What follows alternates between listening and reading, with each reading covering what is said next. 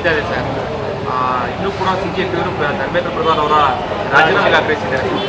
ನೋಡಿ, ಈಗಾಗಲೇ ಈ ನೀಟು ಏನು ಪೇಪರ್ ಲೀಕ್ ವಿಚಾರ ಇತ್ತು, ತಕ್ಷಣವೇ CBI ಇನ್ಕ್ವೈರಿ ಮಾಡಿಸಿ ಅವ್ರು 12-13 ಜನನ ಬಂಧನೆ ಮಾಡಿದ್ದಾರೆ. ಫಾಸ್ಟ್ ಟ್ರ್ಯಾಕ್ ಕೋರ್ಟ್ ಕೂಡ ಸೃಷ್ಟಿ ಮಾಡಿದ್ದಾರೆ. ಜೊತೆಗೆ ಹೊಸ ಕಾನೂನು ಕೂಡ ರೂಪಿಸಲಿಕ್ಕೆ ಇವತ್ತು ಮುಂದುವರಿತಾ ಇದ್ವಿ.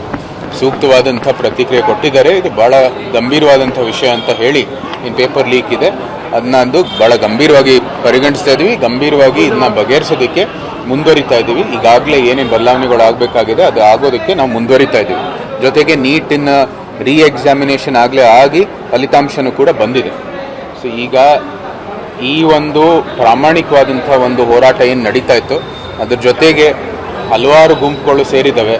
ಇದು ಭಾರತ ಒಂದು ಸಮಾಜ, ಭಾರತವನ್ನು ವಿಭಜನೆ ಮಾಡುವಂಥದ್ದು ಕೆಲವು ಗುಂಪುಗಳಿರ್ಬೋದು, ಕೆಲವು ಎಡಪಂಥಿ ಭಾವನೆ ಇರುವಂಥದ್ದು ಗುಂಪುಗಳಿರ್ಬೋದು. ಎಲ್ಲನೂ ಕೂಡ ಇವತ್ತು ಕಾಂಗ್ರೆಸ್ ಕೂಡ ಸೇರಿಕೊಂಡು ಮಾಡ್ತಾ ಇರೋದು ಒಂದು ರೀತಿ ಅರಾಜಕತೆಯನ್ನು ಸೃಷ್ಟಿಸುವ ಒಂದು ನಿಟ್ಟಿನಲ್ಲಿ ಇವರು ಕೆಲಸವನ್ನು ಮಾಡ್ತಾ ಇದ್ದಾರೆ.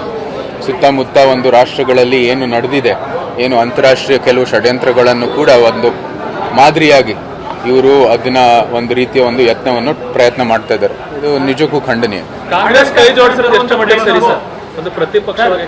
ಪ್ರತಿಭಟನೆ ಮಾಡೋದು ಏನು ಸಮಸ್ಯೆ ಇಲ್ಲ.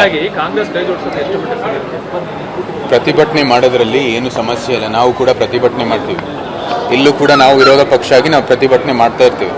ಆದರೆ ಇವರು ಅರಾಜಕತೆ ಸೃಷ್ಟಿಸುವಂಥ ಏನು ಯತ್ನ ನಡೀತಾ ಇದೆ ಅದು ಖಂಡನೀಯ. ಭಾರತದಲ್ಲಿ ಪ್ರಜಾಪ್ರಭುತ್ವ ಇದೆ. ಪ್ರಜಾಪ್ರಭುತ್ವದಲ್ಲಿ ಚರ್ಚೆ ಆಗಬೇಕು ಎಲ್ಲಿ? ಸಂಸತ್ನಲ್ಲೋ ಆಚೆನೋ.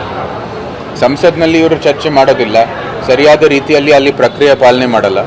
ಆಚೆಗೆ ಬಂದು ಈ ರೀತಿಯ ಪ್ರತಿಭಟನೆ ಮಾಡೋ ಮೂಲಕ ಜನರ ದಿಕ್ಕನ್ನು ತಪ್ಪಿಸ್ತಾ ಇದ್ದಾರೆ. ನಾವು ಹೇಳಿದ್ದೀವಿ, ನೀಟು ಪೇಪರ್ ಲೀಕ್ ಆಗಿರೋದು ಭಾಳ ಗಂಭೀರ, ಅದನ್ನ ಬಗೆಹರಿಸಬೇಕಾಗಿದೆ. ಇದು ಎಲ್ಲರೂ ಕೂಡ ನಮ್ಮ ಸಂಪೂರ್ಣವಾದಂಥ ಬೆಂಬಲ ಇದೆ. ಅದನ್ನ ಸರಿಪಡಿಸೋ ನಿಟ್ಟಿನಲ್ಲಿ ಸಮಸ್ತ MP ಗಳು, ಸಂಸತ್ ಸದಸ್ಯರು ಸರ್ಕಾರದ ಜೊತೆಗಿದ್ದಾರೆ. ಆದರೆ ಈ ಅರಾಜಕತೆ ಸೃಷ್ಟಿಸುವ ನಿಟ್ಟಿನಲ್ಲಿ ನಮ್ಮ ಭಾರತದ ಪ್ರಜಾಪ್ರಭುತ್ವ ನಾವು ನಿರ್ಮಾಣ ಮಾಡಿರುವಂಥದ್ದು ಸಂಸ್ಥೆ ಮೇಲೆ ಏನು ಹಲ್ಲೆ ಮಾಡ್ತಾ ಇದ್ದಾರೆ ಅದು ಖಂಡನೀಯ. ಧರ್ಮೇಂದ್ರ ಪ್ರಧಾನ್ ರಾಜೀನಾಮೆ ಕೊಡುವ ಅವಶ್ಯಕತೆ ಇಲ್ಲ ಸರ್. ನೋಡಿ, ಸರ್ಕಾರ ಏನು ಕ್ರಮ ತಗೋಬೇಕಾಗಿದೆ ಅವ್ರು ತಗೋತಾರೆ. ಇವತ್ತಾಗಲೇ ಈ ಒಂದು ಪೇಪರ್ ಲೀಕ್ ವಿಚಾರ ಕುರಿತು ಏನೇನು ಸೂಕ್ತವಾದಂಥ ಕ್ರಮ ತಗೋಬೇಕಾಗಿದೆ ಪ್ರಧಾನಮಂತ್ರಿಯವರೇ ಸ್ವತಃ ಇವತ್ತು ಅಡ್ರೆಸ್ ಮಾಡಿ, ರಾತ್ರಿ ಅವರು ಅಡ್ರೆಸ್ ಮಾಡಿ ಎಲ್ಲ ರೀತಿ ಏನು ಪರಿಹಾರ ಕೊಡ್ತಾ ಇದ್ದಾರೆ ಅಂತ ಹೇಳಿದ್ದಾರೆ. ನೋಡೋಣ ಮುಂದೆ ಏನು ಕ್ರಮ ತಗೋಬೇಕಾಗಿದೆ, ಅವ್ರು ಸೂಕ್ತವಾದಂಥ ಕ್ರಮವನ್ನು ತಗೋತಾರೆ. ಬೆಂಗಳೂರಿನಲ್ಲಿ ಸರ್ ಫ್ರೀಡಂ ಪಾರ್ಕ್ ಅಲ್ಲಿ ಸರ್ ಪ್ರತಿಭಟನೆ ವೇಳೆ ಸರ್ ಉಪಾದ್ ಖಾಲಿದ್ ಮತ್ತೆ ಫೋಟೋ ಬಳಸಿ ಅವರ ಈಗಾಗಲೇ ಹೇಳಿದ್ದೀನಿ ಯಾವ್ಯಾವ ಇಲ್ಲಿ ಒಂದು ಪ್ರಾಮಾಣಿಕವಾದಂಥ ಹೋರಾಟ ಪ್ರತಿಭಟನೆ ನಡೀತಾ ಇರುವಂಥದ್ದು ಸಂದರ್ಭದಲ್ಲಿ ಈ ಎಲ್ಲ ಒಂದು ಕೆಲವು ಶಕ್ತಿಗಳು ಬಂದು ಕೈ ಜೋಡಿಸ್ಬಿಟ್ಟು ಈ ಒಂದು ವೇದಿಕೆಯನ್ನು ದುರ್ಬಳಕೆ ಮಾಡ್ತಾ ಇದ್ದಾರೆ. ಭಾರತದಲ್ಲಿ ಪ್ರಜಾಪ್ರಭುತ್ವ ಬಹಳ ಗಟ್ಟಿಯಾಗಿದೆ. ಜನರ ಆಕ್ರೋಶ ತಮ್ಮ ಮತದ ಮೂಲ ವ್ಯಕ್ತ ಆಗುವಂಥದ್ದು ಒಂದು ದೇಶ ಇದು. ವೆಸ್ಟ್ ಬೆಂಗಾಲಲ್ಲಿ ಆಗಲೇ ನೋಡಿದ್ದೀರ, ಆಕ್ರೋಶವನ್ನು ಇತ್ತು, ಅದು ಮತದ ಮೂಲಕ ವ್ಯಕ್ತ ಆಗಿರ್ತಕ್ಕಂಥದ್ದು. ಭಾರತದಲ್ಲಿ ಪ್ರಜಾಪ್ರಭುತ್ವದ ಮೂಲಕ ಏನೇ ಆದರೂ ಕ್ರಾಂತಿಯಾಗಲಿ ಅದು ಪ್ರಜಾಪ್ರಭುತ್ವದ ಒಂದು ವ್ಯವಸ್ಥೆ ಮೂಲಕ ಆಗುವಂಥದ್ದು. ಈ ಅರಾಜಕತೆ ಮೂಲಕ ಯಾವತ್ತೂ ಸಹ ಆಗೋದಿಲ್ಲ.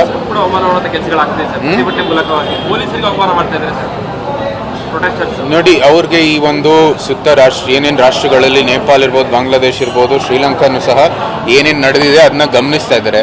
ಬಹುಶಃ ಇಲ್ಲಿ ಯಾವುದೇ ರೀತಿಯ ಒಂದು ಕೆಲಸ ಅವ್ರು ಮಾಡ್ತಾ ಇರೋದು ಅಥವಾ ಅವರ ಹೋರಾಟಗಳು ಯಾವುದೇ ರೀತಿ ಯಶಸ್ವಿ ಆಗಿಲ್ಲದೆ ಇರೋ ಕಾರಣಕ್ಕಾಗಿ ಇವತ್ತು ಅರಾಜಕತೆಯ ಒಂದು ದಾರಿಯನ್ನು ರಾಜಕತೆಯ ಒಂದು ರೀತಿಯಲ್ಲಿ ಮಾಡೋದಕ್ಕೆ ಇವತ್ತು ಪ್ರಯತ್ನ ಮಾಡ್ತಾ ಇದ್ದಾರೆ. ಇದು ಖಂಡನೀಯ. ಅವ್ರಿಗೆ ಸಮಸ್ಯೆ ಇದ್ದರೆ ಬಂದು ಸಂಸತ್ನಲ್ಲಿ ಬಂದು ಸೂಕ್ತವಾದಂಥ ವೇದಿಕೆಗಳಲ್ಲಿ ಅವ್ರು ಚರ್ಚೆ ಮಾಡಿ, ಮಾಧ್ಯಮದ ಮುಂದೆ ಬರಲಿ, ಪ್ರತಿಭಟನೆಯೂ ಕೂಡ ಶಾಂತಿಯುತವಾಗಿ ಮಾಡಲಿ. ನಮ್ಗೆ ಯಾವುದೇ ರೀತಿ ಸಮಸ್ಯೆ ಇಲ್ಲ. ಜಂತರ್ ಮಂತರ್ನಲ್ಲಿ ನಡೀತಾ ಇರುವಾಗ ನಾವು ಏನು ಪೊಲೀಸ್ ಆ್ಯಕ್ಷನ್ ಏನು ಬೇಕಾಗಿರಲಿಲ್ಲ. ಸಂಸತ್ ಇದು ಅಧಿವೇಶನ ಶುರು ಆಗಿರೋ ದಿನದಲ್ಲೇ ಇದೆಲ್ಲ ಪ್ರಯತ್ನ ಮಾಡಿ ಒಂದು ರೀತಿ ಇದನ್ನೆಲ್ಲ ತೋರಿಸೋದಕ್ಕೆ ಮುಂದುವರಿತಾರೆ. ನೋಡಿ, ಶಾಂತಿಯುತವಾಗಿ ದಯವಿಟ್ಟು ನೀವು ನಿಮ್ಮ ಕೆಲಸವನ್ನು ಮಾಡಿ, ನಾವೆಲ್ಲರೂ ನಿಮ್ಮ ಜೊತೆಗಿದ್ದೀವಿ. ಈ ಒಂದು ನೀಟ್ ವಿಚಾರ ಕುರಿತು ಕೂಡ ಇವತ್ತು ಏನೇನು ಸೂಕ್ತವಾದಂಥ ಕ್ರಮ ತಗೋಬೇಕಾಗಿದೆ ಅದು ಸರ್ಕಾರ ತಗೊಂಡಿದೆ, ಮುಂದೇನೂ ಕೂಡ ತಗೊಳ್ಳುತ್ತೆ. ಅರಾಜಕತೆ, ಪ್ರಜಾಪ್ರಭುತ್ವ ನಿರ್ಮಾಣ ಮಾಡಿರುವಂಥದ್ದು ಸಂಸ್ಥೆ ಮೇಲೆ ಹಲ್ಲೆ ಮಾಡೋದು ಇದೆಲ್ಲನೂ ನಮಗೆ ಬೇಕಾಗಿಲ್ಲ. ಪ್ರಾಮಾಣಿಕವಾಗಿ ನಿಮ್ಮ ಕೆಲಸವನ್ನು ಮಾಡಿ, ನಾವು ಕೂಡ ನಿಮ್ಮ ಜೊತೆಗಿದ್ದೀವಿ. ನಿಮ್ಮ ಆಕಾಂಕ್ಷೆ ಮೇರೆಗೆ ನೀವು ವ್ಯಕ್ತ ಮಾಡಿರುವಂಥದ್ದು